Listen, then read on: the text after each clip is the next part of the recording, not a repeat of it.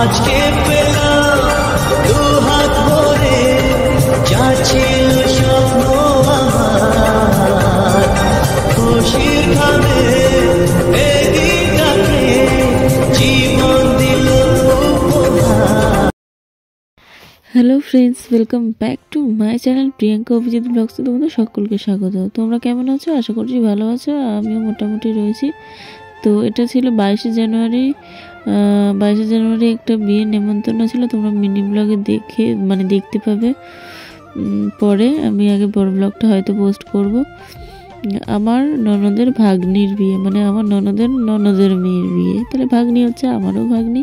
তো বিয়ের দিন মোটামুটি সিম্পলভাবে সেজে দেখলেই প্রথমে রেডি হয়ে চলে এলাম বিয়ে বাড়িতে। তার কিছুক্ষণ পর দেখলাম বর এসেছে। বর কিন্তু আমাদের জামাই কিন্তু বেশ ভালো লম্বা চওড়া রয়েছে। দেখো, তোমরা দেখেই বুঝতে পারছো জামাই আমাদের নেল এক্সটেনশনের কাজ করে, তো ভালোই লম্বা চওড়া আছে। আর পাশে এসেছে নিতবরটাকেও বেশ হ্যান্ডসাম দেখতে। আর জামাইয়ের বাড়ি হচ্ছে অনেকটা দূর, সেই পেথুয়া ডাউরি থেকে এসছে আরও ভেতরে, মানে কি কাটুয়া রয়েছে সেখানে, বর্ধমান না অন্য জায়গার। তো ওরা বেরিয়েছিল দুপুরবেলা, আর আস্তে আস্তে 9টা বেজে গেছে। তার মানে বুঝতে পারছো কতটা রাস্তা, কতটা জার্নি। তো তারপরে বিয়েতে বসে গেছিলো জামাই আমাদের। আর মণ্ডপটা দেখলে কত দেখছো যে কত সুন্দর সাজিয়েছে, দারুণ সুন্দর সাজিয়েছিল। চারিদিকে ফুল দিয়ে, আর নিচে দেখেছো ঝুড়ো গেন্দা ফুল দিয়ে সাজিয়েছে। যাই হোক, মণ্ডপটা তো ভালোই সাজিয়েছে। আর এদিকে দেখলাম নিয়মে রয়েছে, অনেকের অনেক ধরনের নিয়ম থাকে। তো তার মধ্যে আমার মানে ভাগ্নিদের নিয়মে রয়েছে যেরকম বর আসলে বরের পা ধুইয়ে দিতে হয়। তো পা ধুইয়ে দেবে যতটা সম্ভব। তো ভাগ্নি তো ভীষণ ঠান্ডায় কাঁপছিল। ও ঘরে যখন বসেছিল তখনও ঠান্ডায় কাঁপছিল, আর তারপরে এখনও মানে থরথর করে কাঁপছিল।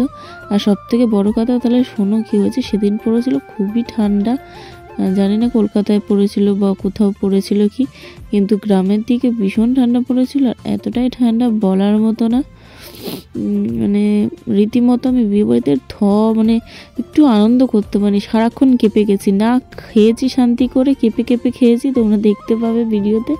আর না শান্তি মনে দাঁড়াতে পেরেছি, না ঘুরতে পেরেছি, মানে কিছুই না, এতটাই ঠান্ডা। এমনকি বিয়ে বাড়ি থেকে রাত্রিবেলা যখন ফিরে আসছিলাম তখনও এত পরিমাণ ঠান্ডা ছিল, মানে চারিদিক সাদা কুয়াশায় ঢাকা, মানে কিছুই দেখা যাচ্ছিল না, এরকম একটা ব্যাপার। আর টপ করে গাছ থেকে জল পড়ছিল। তো যাই হোক, পাটা ধুইয়ে পা মুছিয়ে দিয়ে এবার ফুল দিয়ে মনে হয় প্রণাম করলো পতি পরমেশ্বরকে। তো যাই হোক, এখন থেকে ওদের নতুন জীবনের পথ চলা শুরু। তোমরা সবাই ওদেরকে আশীর্বাদ করো যেন ওরা ভালো থাকে একসাথে সংসার জীবনে, কারণ এখনই তো সবে শুরু। তো তোমরা সবাই আশীর্বাদ করো। দেখতে পাচ্ছ পেছনে সব বিয়ের জিনিস, অনেক কিছু পেয়েছে পিউ, অনেক কিছুই পেয়েছে, প্রচুর জিনিস পেয়েছে। খাট, ড্রেসিং টেবিল, তারপরে শোকেস আনলা, ওয়াশিং মেশিন, মানে আরও অনেক কিছু, আমার ততটা এখন মনে পড়ছে না। তো ভালোই জিনিস পেয়েছে। আর একমাত্র মেয়ে তো ওদের ফ্যামিলিতে, তাই জন্য। আর ওর পাশে রয়েছে ওই যে ওটা ছোট মামা, মানে আমার ননদের দেওর, ওটা এই যে দাঁড়িয়ে। তো এরপরে মনে হয় সুপ্রতিষ্ঠি হবে। তো আমি তো এরমভাবে বিয়ে করিনি অনুষ্ঠান করে, আমি আর আমার হাজব্যান্ড আর কিছু মানুষ কালীঘাটে বিয়ে করেছিলাম।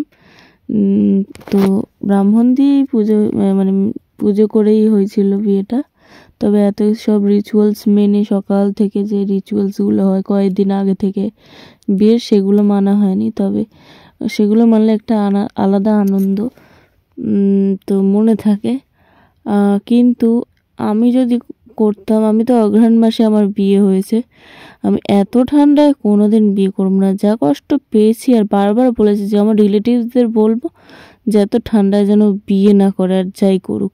তো যাই হোক, এবার মনে হয় শুভদৃষ্টি হয়ে গেছে। তারপরে চন্দন পড়াচ্ছিল, তো চন্দন পরানোর পর মনে হয় মালা বদল যতটা সম্ভব হয়েছিল, হ্যাঁ তাই। তো মালা বদল করে নিচ্ছে। দেখো আমাদের জামাই কত লম্বা আমাদের ভাগ্নির থেকে,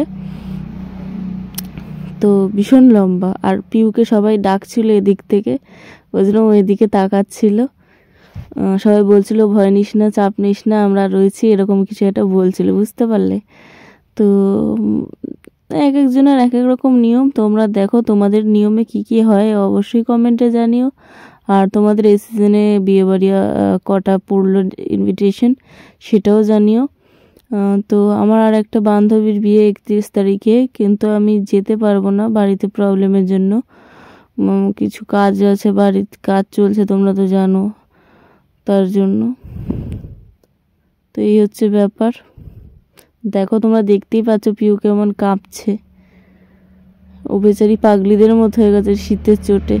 তো যাই হোক, আমি ভাবলাম বিয়েটা হোক, অনেকটা রাত হয়ে গেছে, তাই ভাবলাম খেয়ে নিই। খিদেও পেয়েছিল, এদিকে ঠান্ডায় খেতেও পাচ্ছিলাম না। প্রথমে রাধা বল্লভী আর চানাটা দিয়ে খেলাম, চানাটা ভালোই হয়েছিল। তারপর আমি ডাল খাই না, তোমরা অনেকে জানো, যেহেতু আমার পুরনো যারা ভিউয়ার্স। কিন্তু ডালটা দিয়ে গেল, তাই ভাবলাম ফেলে দেবো। ডালের মধ্যে একটু লেবু চিপে আলু ভাজা দিয়ে খেয়ে নিলাম, ঝুরি আলু ভাজা যেগুলো। তারপরে খেতে না খেতে চলে এলো কাতলা মাছ। তো ভাবলাম কাতলা মাছের পেটিটা যখন দিয়েছে খেয়ে নিই।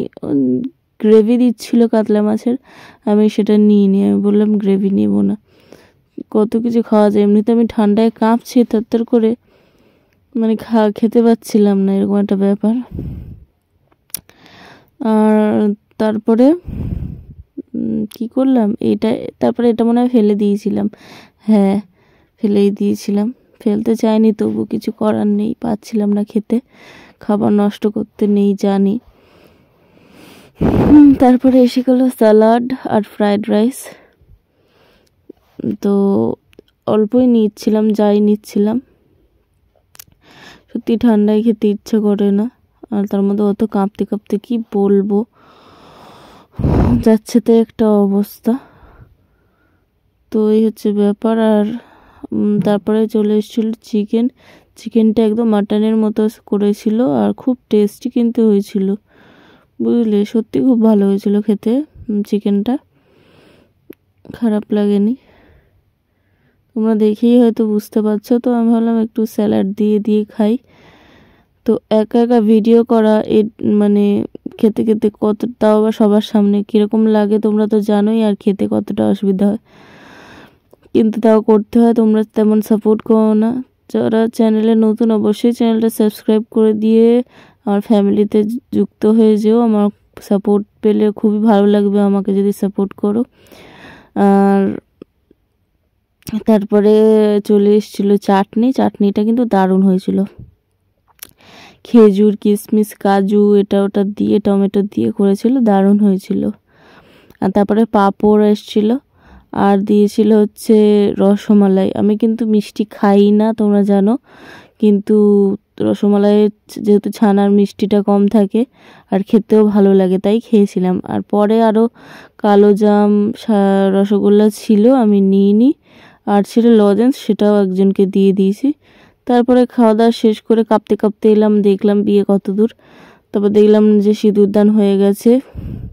তো বিয়েতে সিঁদুরদানটা কিন্তু আসল, তো ভাবলাম বিয়ের সিঁদুরদানটাই হয়ে গেল। তো যাই হোক, তাও দেখলাম। আর এদের নিয়মে, অনেকেরই নিয়মে রয়েছে, তোমাদের কার কার নিয়মে এমন আছে জানাবে। মেটে সিঁদুর, যেটা ওই সিঁদুর পড়ায়, মানে ছেলেটাদের নিয়মে এটা মনে হয়, যেহেতু ছেলের বাড়ি থেকে সিঁদুর দেয়, সিঁদুর আর কি যেন নিয়ে আসে কিনে, তাই ছেলেদের নিয়মে মনে হয় সিঁদুর রয়েছে। এই দেশীয় নাকি ওরা ছেলেটা, তাই মানে আমাদের জামাই বিক্রম। তো যাই বলো, লাল সিঁদুরের কাছে মেটে সিঁদুর তেমন পায় না, মানে বিয়ের দিন। তো যাই হোক, যার নিয়মে আছে যেটা, সেটা তো রাখতেই হবে, তাই না? তো সিঁদুর পরিয়ে দিয়েছে, এবার মনে হয় ফটো সেশন হবে। তো সত্যি কথা বলতে মানে বেচারি ঠান্ডায় একদম কুপোকাত হয়ে গেছিলো, বেচারি কেন সবাই অনেকেই, আর যাদের ঠান্ডা একটু বেশি না তারা তো আরও হয়। আর আমি তো ভীষণ ভীষণ কি বলবো ঠান্ডায় কাঁপছিলাম, থরথর করে সারাক্ষণ কেঁপে গেছি। তো যাই হোক, আর এনার্জি নেই, আমি চলে এসেছিলাম বাড়ি। ভিডিওটা ভালো লাগলে লাইক কমেন্ট শেয়ার সাবস্ক্রাইব করতে ভুলো না। টাটা।